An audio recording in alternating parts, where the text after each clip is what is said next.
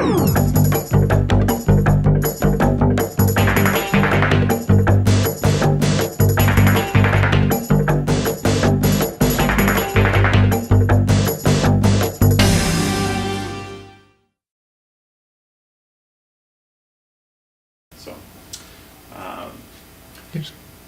you want to? Does the next slide talk about duration at all? Duration. Yes. Yeah, thank you. Okay. So, talking about roles, well, I think you can get that the key people on this sort of project are data scientists. So we had Harsha and Anand both on this project. We had a part-time project manager. You got to keep things organized and lay them out and get clients into meetings and keep things moving along. We had an AWS solution architect to build the environment. Our data scientists probably could have done it, but to get it built right, we had an expert do that. So, the schedule was pretty quick. From when we first started talking to the client to when we were done was less than 3 months. Right? The actual project itself took about 3 weeks, probably 3 weeks of effort over maybe a month. So pretty quick. Right? The client actually was made themselves very available and were very interested in this project, so that allowed it to go very quickly. So our next steps with this particular client, they've got at least half a dozen other machine learning projects that they're going to be working with us on. The first one I think we're looking at next is fraud, so significantly larger scope. They then have projects where they're looking to figure out how to apply their expert sort of human guidance into certain areas of their processes, right? So they deal with masses of data and masses of people.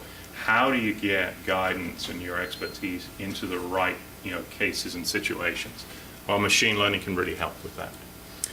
So I don't know if there's any other points we want to drive home on this slide.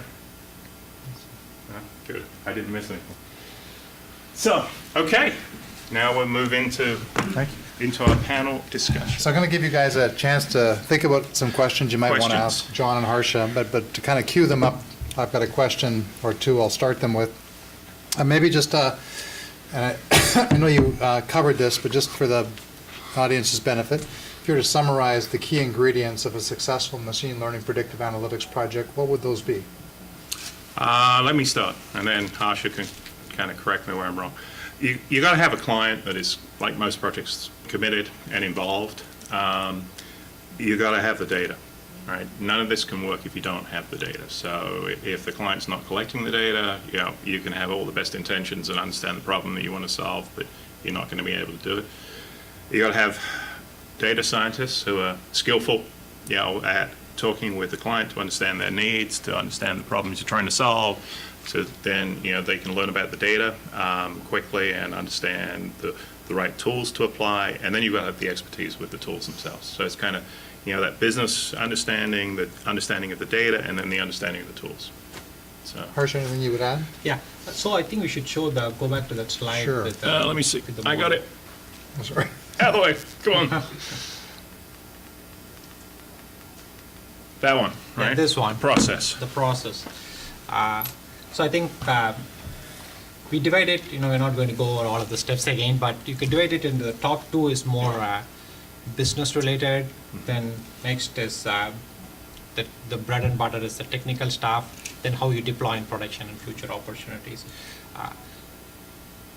One of our customers told me when we were talking, hey, what we don't want is garage data science. I'm like, what do you mean by garage data science? He goes, we don't want some technical guys to just come in and run some models, and then we have to figure out what it means and all those things. So the combination, the key ingredients, as Scott talked about, is a combination of business understanding, technical leadership, and also ability to put everything together, working closely with the customer,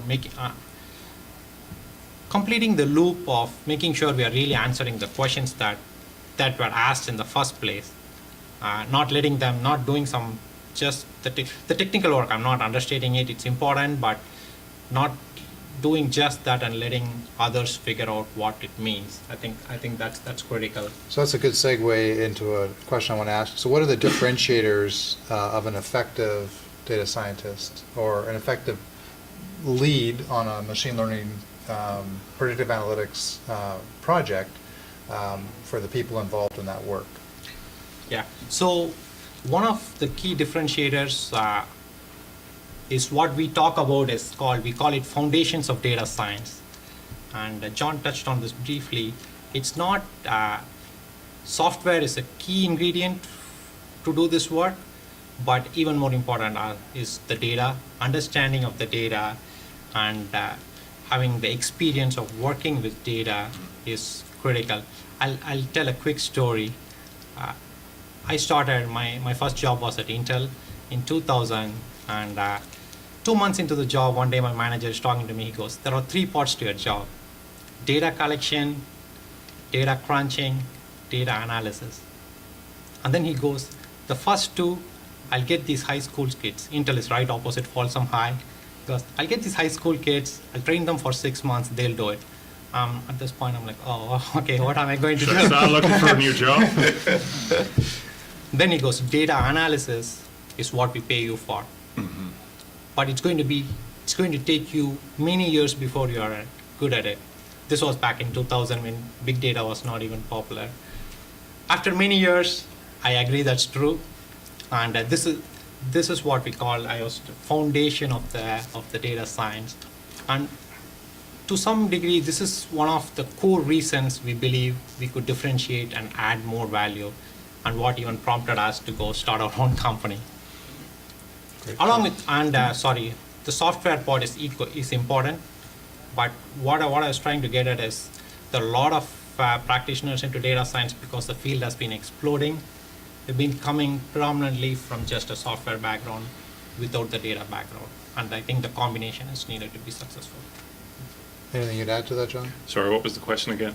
What differentiators of Oh, I was just thinking of Harsha being replaced by a Folsom High School kid. Differentiators? Actually, you had an interesting point. We were chatting, and you talked about the difference between a software guy and a math guy. Yeah, I mean, to me, Person, not guy. yeah, I mean, it requires that heavy mathematical background to really do this well. I mean, you could run the tools. I could set up an environment and run the tools against the data. Maybe get some results, maybe not. Not a very cost-effective or time-effective way of doing it, right? I mean, what's the saying? A blind squirrel may find a nut, but you need to have the right people involved. Another factor I think that is kind of key to understand: data science is not machine learning is not just research, right? It's something that you can do as a project and implement initially, like fraud. If it works well, the way people behave will change, right? Mm-hmm. So you'll eliminate some fraud in one area, and then people will start to cheat in a different way, right? So you need to continue to make the investment. It's a bit like business intelligence, data warehousing. It's not a one-time thing. It's an asset that's ongoing that you need to continue to kind of feed and care for. Now, certainly, we're at a point where I think a lot of the learning can be automatic, right? Where if you've got fraud and you get the output of potential fraud, and the model now starts to learn and improve and adapt because it knows that, okay, we had this particular potential fraud identified, and yes, it was fraudulent, so that gives us better data to learn from going forward. But if the fraud characteristics starts to change totally, then you need to kind of retune and relook at things. So. Great. I want to give the audience a chance to ask John and or Harsha questions. I can keep asking questions if you don't have any, but I want to. Sure. So one of the things that I think John mentioned was about having a committed client. So in practice, like maybe using this one as an example. So in the 3 weeks, how much of the 3 weeks were the data scientists kind of doing the analysis on their own? How much was really required clients to be in the room and helping you look at the data or the results? Yeah, so I think the committed client part comes in the early stages with the first 2 steps. Once they get the data, then the clients don't need to spend as much time. They're allowed to spend time if you have questions, and if there are sightings we have where we didn't, okay, hey, what is it? We are finding this. Does it make sense or is not? So in that aspect, the time commitment on the client at that point is minimally they're answering occasional emails or meetings. In these 3 weeks, I would say once we got the project started, that's the 3-week time frame. The clients probably was just a couple of days, not even in meetings and stuff. The process, as I recall it, was did not encumber the client in any significant way. Now, part of that is a function of the client had all of their data. They knew where their data was, so they could actually pretty easily get it and make it available to the data scientists. Secondly, unlike the upcoming project that they have asked us to work on, this data was not highly confidential. So the next project will be much more, have other factors that will impact access and so forth to the data.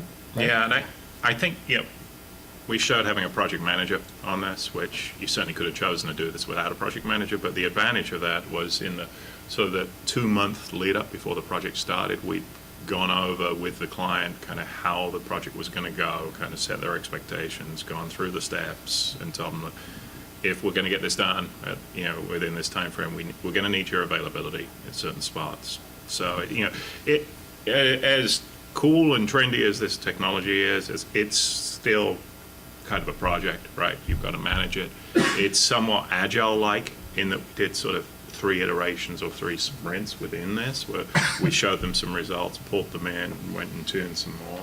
So, the other thing I would just add, and John, Harsha, feel free to chime in, but the this particular client, the actual, we presented some preliminary findings, or you presented some preliminary findings, and so there was an exchange, kind of a checkpoint. Now again, because the project was expected to be short in nature, kind of a good starter project, and because it wasn't highly sensitive or highly, it's not as high stakes as some of the other things that we would be doing. There was more of a casual, I think, sort of interaction on the data. Well, if you get into, I think, some other more sensitive kind of situations, the scrutiny and the sort of back and forth, I would expect to intensify a little bit. one of the things we did actually was almost in our minds a go no go step after the sentiment analysis. If we'd have found that the text in the freeform text did not line up with the checkboxes of negative, fairly negative, and whatever, we would probably not have moved on, because that would have meant that the words in the freeform text did not give us much to work with. And in fact, you actually shared that with the client. You said this would be a mark in the project, where if this doesn't look a certain way, then maybe that's the time to kill the project. Maybe it's not worthwhile to continue. Initially, we were a little nervous, right? Because we've been given this little project, right, as a sort of proving ground to show the use of this. Like, well, the results are only going to be as good as the data. And so we did the sentiment analysis first, and we're very happy that showed that the sentiment in the text lined up with the checkboxes of what people were distinguishing. So that we then went on from there and ran the additional modeling. So. One little segue, but talk about where the customer commitment would be is in the defining steps of the problem. A lot of times, it starts with us. Scott was pointing out more of a hunch, and then we sit and talk about the problem, and even by the end of that discussion, or maybe a couple of days later, the customer would have now understood. They would have want something a little bit different in terms of their problem. That's maybe higher scope. For example, we were talking with the customer last week. We were talking about using their business data, sales data for some pricing prediction. Very quickly, maybe 30 minutes into the discussion, actually the thing I'm more interested in is there are some of my customers who use my product in ways that we didn't expect. So I want you to find that. So you go, and then you go, okay, what other data you have? Then Anand goes, do you have any diagnostic data that we can add? So this is the loop of the defining the problem that in terms of time commitment, it's probably not as much, but in terms of interaction and getting the feedback, because they have the business and domain expertise, that's where the commitment is. Other questions? Did you have any opportunity to provide input into the survey, the language and the terminology on the survey, or you were just simply subject to the results they got of an existing survey? I think they gave us a couple of years worth. 5 They're years. like 5 5 years. years, What? yeah. So no, I mean, going forward, Yeah, if you had input, I'm presuming it might certainly alter the Yeah. course of a project Yes. like Well, this. and they took these findings, and they plan to do some fine tuning Fine tuning, yeah. of this particular process. so, yeah. There was another Good question. I'm Dr. Jagan Chandra. I work for DMV, and 3 decades ago I worked on machine learning Okay. and trying to get back into it. So it's very interesting, the problem that you're solving, looking at surveys. And so I have 2 questions. One is technical, one is non-technical. So related to the problem that you solved, I saw that you used a natural language to a product. Did you look at WordNet? Because in WordNet you can do distance checks, measures between words and how they're related, to what extent they're related. So, Can you repeat the question for the benefit of the film footage, Harsha? yeah, so in terms of the technical, did we use WordNet instead of natural language toolkit, where WordNet provides a measure of distance between the words? Yeah. So we didn't use WordNet. So natural language toolkit is used primarily on the text processing side. It's one of the preeminent toolkits I probably know already. So clustering, in essence, that's what it does is it tries to find distance between the words. So what it does is it takes centroids of clusters. So it'll randomly assign centroids, and then it'll see where each command, each word command fits into a So centroid. the basis of the algorithm itself was It's a distance-based measure. That's how it's able to separate the This is clusters. amazing. The problem itself is amazing, that you're looking at surveys and Yeah. And- So the second question was, DMV fraud is a very big issue, and we're looking at different possibilities. But the main, crux of the problem is identifying the use cases. Mhm. How do you create different categories of fraud problems? And how do you address them? So creating those use cases itself is a Yeah, big I mean, secret, that's where, I mean, I've sat in sessions with these guys and clients, and you sort of get this back and forth. Kind of the client has some hunches on what they want to do. These guys start asking some questions, and things kind of, start to coalesce into, oh, yeah, we could look at that, or we can look at this. So I think there's sort of an assessment phase, to go back and forth, and then understand what data is available, in those areas. And like, Ananth was looking for diagnostic data in addition to the existing data, so that you get a different dimension. So it's very much, I think, a back and forth, assessment up front. So quickly, I'll repeat the question maybe. Yeah. So the question was, in DME, fraud is a big issue, but really there are many use cases, and to be able to cover all those use cases, how is it feasible? How do we identify, how did you identify the use case? cases and, So here is this is a good question, and this is a good application in machine learning, because one fundamental characteristic with machine learning is that it adapts. Like as John was saying earlier, fraud, if you're looking at different use cases and you're trying to plug one hole after the other, they're always going to find, you do this, you plug here, they'll come the other way, right? And with machine learning, since it's adaptive, it continues to learn. So every time, obviously there might be a lag. Every time if they find a new fraud, it's not like it's going to, next day it's going to know. But within a reasonable time, the new use case would have automatically been learned and applied. One caveat I would say is, and it applies to all machine learning problems, it's all with the data. If the data is comprehensive enough, where all dimensions are included, then the algorithms will adapt. So the basic goal is to find anomalies. Yes. Yeah.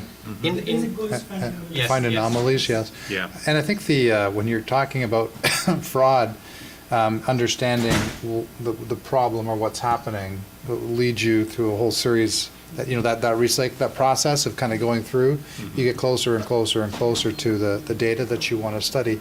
So I would imagine that identifying a use case would take some time, and that you would come up with sort of a tiered set of use cases and then start the process Yeah. of, But it looks like you have a lot of experience doing Yes. that in fraud Mhm. already. Yeah, yeah. Yeah, we can Probably- certainly help you. we probably have time for one more question, and then we can stay as long as you want, but Can you explain a little bit more about machine learning in performing the ETL? in performing what? ETL. ETL? What's the difference compared to the traditional data validation to ensure the data quality? Sure. It's- Will you repeat the question first? Well, it's the difference between the ETL for machine learning versus typical ETL for other kinds of data analysis. Is that the question? Yes. Yeah, okay. It's very similar. We leverage almost the exact terminology, and one thing, the key difference is here the ETL we are mostly focused on. We're focused on data integrity, data validation. Also, we'd be focused on, say, identifying statistical anomalies, or how do you fill in missing data. Filling in missing data there is not a trivial exercise, because you will have to know the distributions around it. You can't just go fill in all of it with some random number or anything. So those are, I'm just trying to highlight subtle differences in terms of the ETL steps, what happens. But high level, it's very similar. There's not much difference between machine learning for ETL versus non-ETL. Do you use the heuristic logics anywhere, like weightage or heuristics in doing the machine learning? Heuristic logic? Heuristic logic? Yeah, or weightage, like kind of 30% weightage to this word versus 90% to this word, and you apply those weightage. Like how do you, I don't know, you develop a chess game, like you use this, like this move is this much weightage and this. Could you apply the similar logic here also, like? For most cases, no, but where it could be applied is if you consciously know that it's something called, you could oversample. For example, you could say that for example in fraud you have to oversample, because the amount of fraud happening in relation to actual data in non-fraud is so high. The fraud is such a minimal portion of it. To be able to get even any realistic information out of it, what we call is called oversampling. Maybe that's what weightage. In terms of the fraudulent cases, have to be you have to be more represented.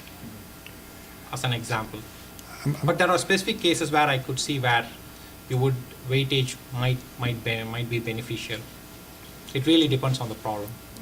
Do you have a follow-up question in the back? Yes, you mentioned that there is no significant difference between the ETL with machine learning compared to the ETL without machine learning.